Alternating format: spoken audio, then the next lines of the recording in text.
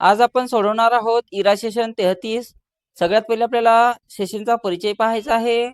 त्यानंतर आपल्याला इथे ऑफिस स्किल्स मध्ये जावं लागेल. ऑफिस स्किल्स मध्ये जा.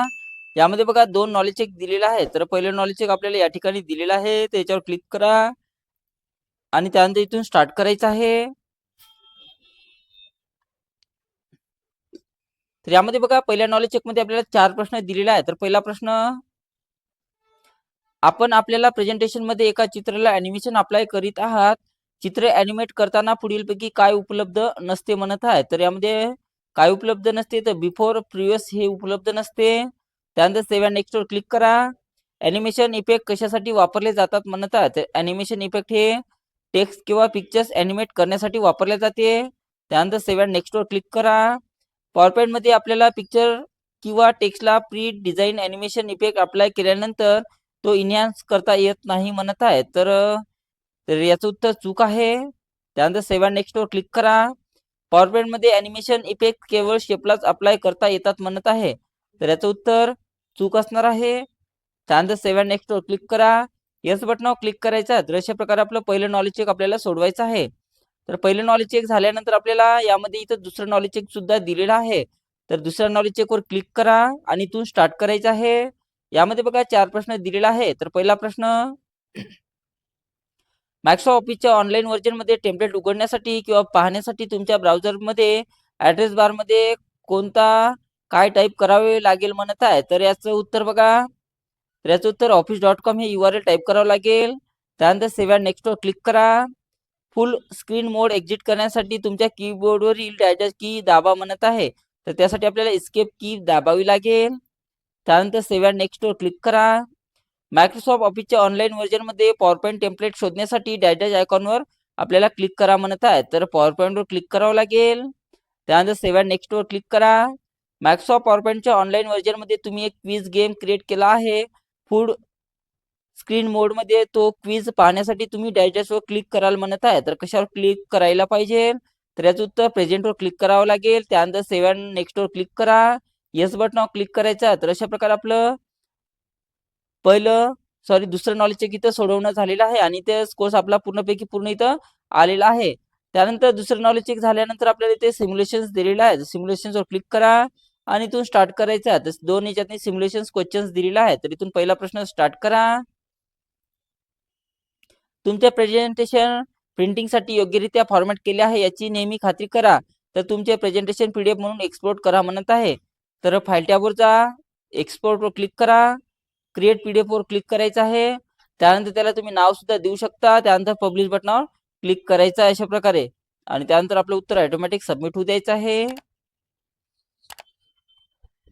नेक्स्ट क्वेश्चन लावायचा इथून. सेव्ह ॲजचा वापर कार्यरत प्रेझेंटेशनची रनाची प्रत बनवतो आणि मूळ प्रेझेंटेशन जसं आहे तसंच ठेवतो. त्यामुळे इन्फोग्राफिक पोस्टर नावाने सेव्ह ॲज वापरून दिलेलं सादरीकरण तुमच्या डेस्कटॉपवर सेव्ह करा म्हणत आहे. तर त्यासाठी फाईल टॅबवर जा. सेव्ह ॲजवर क्लिक करायचं आहे. डेस्कटॉप निवडा. त्यानंतर त्याला नाव द्यायचं आहे आणि त्यानंतर सेव्ह बटनावर क्लिक करा. तर अशा प्रकारे हा प्रश्न सोडवायचा आहे आणि नंतर आपलं उत्तर ऑटोमॅटिक सबमिट होऊ द्या. त्यानंतर ओके बटनावर क्लिक करायचं आहे. त्यानंतर येस वर क्लिक करा आणि अशा प्रकारे तो सिम्युलेशनच्या प्रश्नाचं संपवायचं आहे आपल्याला. तर पाहू शकता इथं कोर्स आपला पूर्णपैकी पूर्ण इथं आलेला आहे. त्यानंतर आपल्याला सिम्युलेशनचे प्रश्न झाल्यानंतर आपल्याला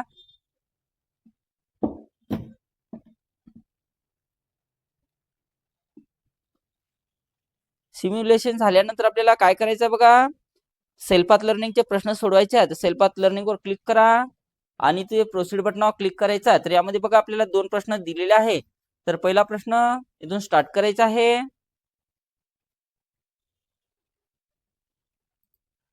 तुमच्या पिक्चर्स मध्ये ॲनिमेशन स्टाईल कशी अप्लाय करू शकतो म्हणत आहे. तर आपल्याला ते कशा प्रकारे आपण ॲनिमेशन स्टाईल करू शकतो बघा. तर याचं उत्तर ॲनिमेशन स्टाईलवर क्लिक करा आणि याची स्टाईल सिलेक्ट करा. तर हे त्याचं उत्तर असणार आहे. त्यानंतर सेव्ह अँड नेक्स्ट वर क्लिक करा. तयार टेम्पलेट सर्च करण्यासाठी डॅशवर क्लिक करा म्हणत आहे. तर तयार टेम्पलेट सर्च करण्यासाठी आपल्याला कशावर क्लिक करावं लागेल. तर यासाठी बघा आपल्याला फाईल टॅबवर क्लिक करावं लागेल. त्यानंतर सेव्ह अँड नेक्स्ट वर क्लिक करा. त्यानंतर एंड एक्झामिनेशनवर क्लिक करायचं आहे. तर अशा प्रकारे आपलं सेल्फ पाथ लर्निंग सोडवणं झालेलं आहे आणि या ठिकाणी आपला कोर्स पूर्ण आलेला आहे. त्यानंतर याला क्लोज करा. नंतर आपल्याला गाइडेड डू इट युअर सेल्फचे प्रश्न सोडवायचे आहेत, तर याच्यावर क्लिक करा आणि इथून स्टार्ट करायचं आहे. यामध्ये बघा 5 प्रश्न आहेत, तर इथून पहिला प्रश्न स्टार्ट करा.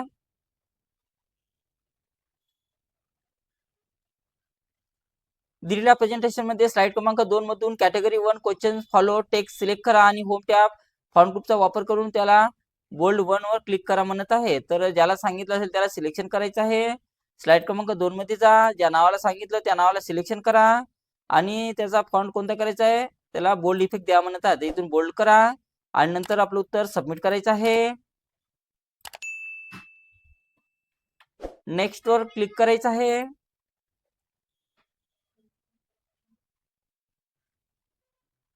त्यानंतर बघा दिलेल्या प्रेझेंटेशन मध्ये slide show tab start slide show group from बिगिनिंगचा वापर करून प्रेझेंटेशन फुल स्क्रीनवर पहा म्हणत आहे. तर त्यासाठी आपल्याला स्लाइड शो मध्ये जा, फ्रॉम बिगिनिंग वर क्लिक करायचं आहे अशा प्रकारे आणि नंतर आपलं उत्तर सबमिट करायचं आहे. त्यानंतर नेक्स्ट क्वेश्चन लावायचा इथून.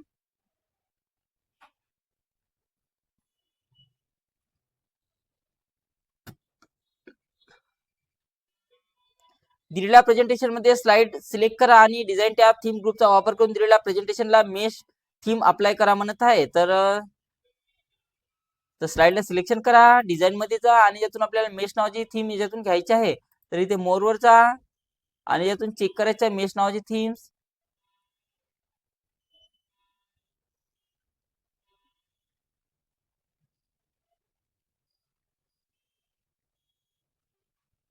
बघा या ठिकाणी मेश नावाची थीम इथे दिलेली आहे, त्याच्यावर क्लिक करावं लागेल आणि त्यानंतर आपलं उत्तर सबमिट करा.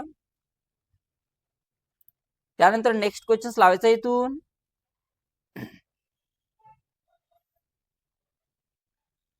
फाईल एक्सपोर्ट क्रिएट पीडीएफ एक्सप्रेसचा वापर करून दिलेलं प्रेझेंटेशन पीडीएफ मध्ये एक्सपोर्ट करा आणि उघडलेल्या विंडो मध्ये तुमच्या पसंतीचं फाईल नेम एंटर करून त्याला पब्लिश बटनावर क्लिक करा म्हणत आहे. तर त्यासाठी आपल्याला फाईल टॅबवरचा एक्सपोर्ट वर क्लिक करा, क्रिएट पीडीएफ वर क्लिक करायचं आहे.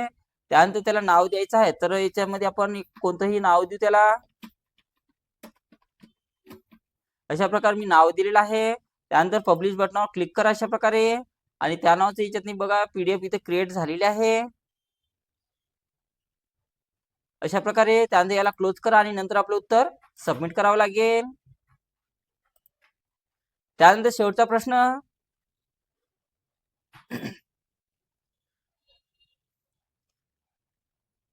पॉवर पॉईंट प्रेझेंटेशन ओपन करा आणि फाईल टॅब न्यूचा वापर करून ब्लँक प्रेझेंटेशन ओपन करा आणि डिझाईन टॅब थीमचा वापर करून तुमच्या आवडीची कोणतीही थीम अप्लाय करा म्हणत आहे. तर इथे स्टार्ट बटनावर जायचं आहे आणि ज्यातून आपल्याला पॉवर पॉईंट घ्यायचा आहे किंवा डायरेक्ट तुम्ही सर्च सुद्धा करू शकता, इथं सर्च केलं तरी चालेल. तर पॉवर पॉईंट ऍप्लिकेशन ओपन करा, ब्लँक वर क्लिक करायचं आहे. एक नवीन ब्लँक प्रेझेंटेशन आपण ओपन केलेलं आहे. त्यानंतर डिझाईन मध्ये जा आणि यातली कोणती एक डिझाईन आपल्याला घ्यायची आहे आणि त्यानंतर आपलं उत्तर सबमिट बटनावर क्लिक करा. तर अशा प्रकारे आपलं संपूर्ण guided do it your self सोडवणं झालेलं आहे.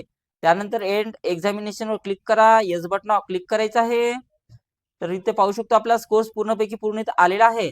त्यानंतर आपल्याला शेवटचं सेशन कम्प्लिशन टेस्ट सोडवायचा आहे, तर त्याच्यावर क्लिक करा आणि इथून स्टार्ट करायचं आहे. यामध्ये बघा 10 प्रश्न दिलेला आहे. तर पहिला प्रश्न, एक छायाचित्रकार प्रवास करताना हार्ड डिस्क ऐवजी मेमरी कार्ड वापरणे पसंत करतो, त्यामागचे कारण काय असू शकते म्हणत आहे. तर याचं उत्तर, ते हलके आणि पोर्टेबल असतात. तुमचे शिक्षक एकाच वेळी 50 विद्यार्थ्यांना सॉफ्टवेअर इन्स्टॉलर द्यायचे आहेत, कोणते कमी खर्चिक वाचण्यासाठी तयार रीड ओनली माध्यम वापरतील म्हणत आहे. तर याचं उत्तर ऑप्टिकल डिस्क आहे. तुमच्याकडे असे चित्रपट डिस्कवर आहे ज्यात सध्या डीव्हीडी पेक्षा जास्त डेटा साठवला जातो, तर कोणत्या प्रकारचे डिस्क आहे ते म्हणत आहे. तर याचं उत्तर ब्लूरे डिस्क आहे. त्यानंतर सेव्ह नेक्स्ट वर क्लिक करा. ग्रंथालयाला जुनी डिजिटल नोंदी अनेक दशके सुरक्षित ठेवायच्या आहेत, जरी त्यांना पाहण्यासाठी जास्त वेळ लागली तरी कोणते माध्यम योग्य ठरेल म्हणत आहे.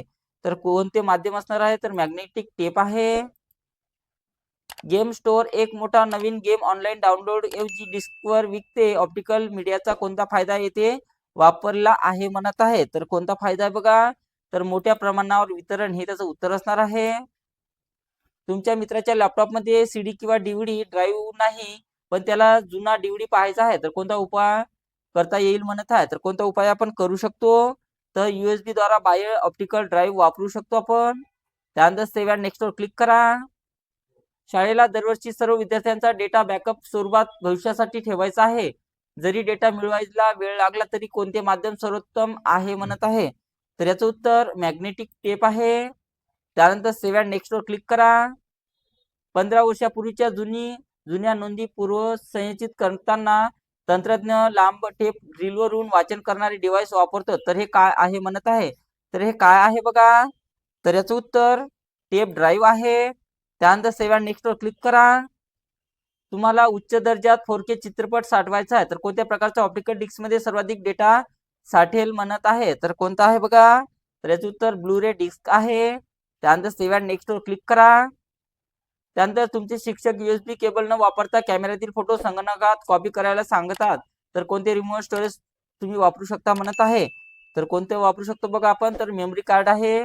त्यानंतर सेव्ह अँड नेक्स्ट वर क्लिक करा. येस बटनावर क्लिक करा. तर अशा प्रकारे आपलं सेशन एंड टेस्ट सोडवणं झालेलं आहे आणि अशा प्रकारे आपल्याला इरा सेशन 33 कंप्लीट सोडवायचं आहे.